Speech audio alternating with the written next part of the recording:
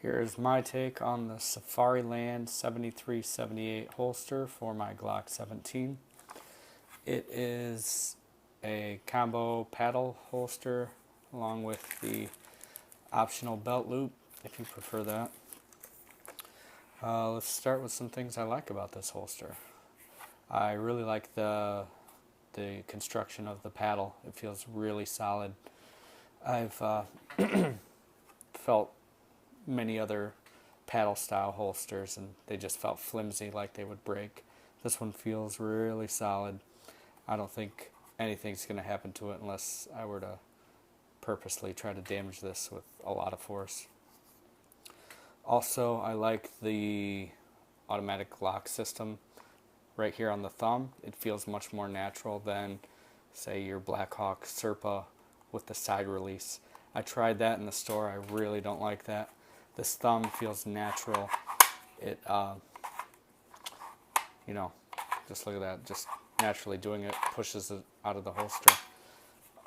It's fairly secure unless you're, pressing that button.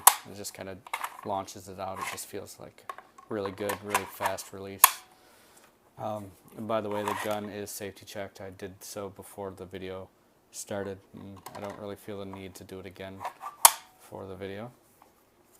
But anyway, what else do I like? I like the construction. The material is it's not Kydex. It's a proprietary nylon blend, and it's supposedly much less likely to mark up your gun. I know the previous Safariland 6378 was not made of this material, and of course they had to put like a velvet suede type material to protect the gun, but it's not needed in this holster because, like I said, the material doesn't. It feels very silky.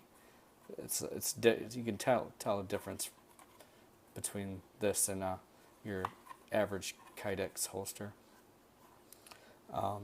Not to mention the points of contact on the gun with the holster are very, very minimal. There's a few raised bars right along here in the barrel where it comes in contact. It leaves a little bit of a mark here, but you just wipe it right off.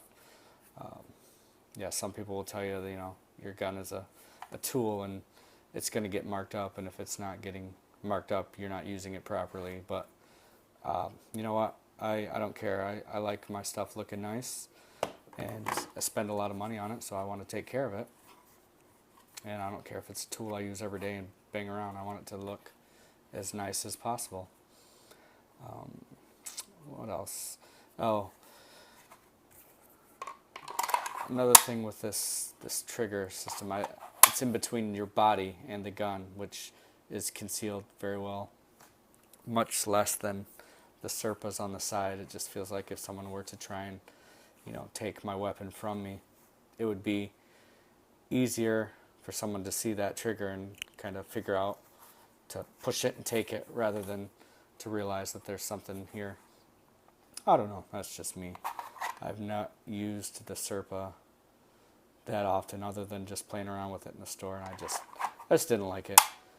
It just seems like I, without tons of training, would be likely to have an accidental discharge from pushing in on that button.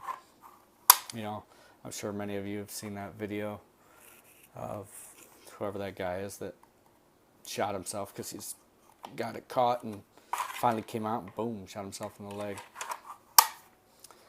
But whatever, that's not my main reason with getting this holster. I like lots of stuff about it, how long it is. It goes nearly to the end of the gun, yet it doesn't interfere with aftermarket stuff. Like these Trigicon sights are a bit larger than your stock Glock sights, and there's no threat of it banging up against the sights or doing anything like that. I also have some extended releases that are, a bit larger than the stock stuff, and there's just a lot of room in there. They designed it so that dirt and liquids could get in there and just flow out and not gunk up the release system. Like I've seen, again, with the Serpa, I've seen tests of it getting into dirt and snow and, clogging that trigger system up and not being able to get the weapon out. So that was kind of a big deal for me. I don't really expect to be rolling around in snow and dirt, but, you never know in an emergency situation what the circumstances are going to be. Another thing I like about this compared to the earlier Safariland model is that lack of, the velvety material means that there's no problem with heat or cold, or this thing gets dirty, you just run it through some warm water and dish soap. You don't need to worry about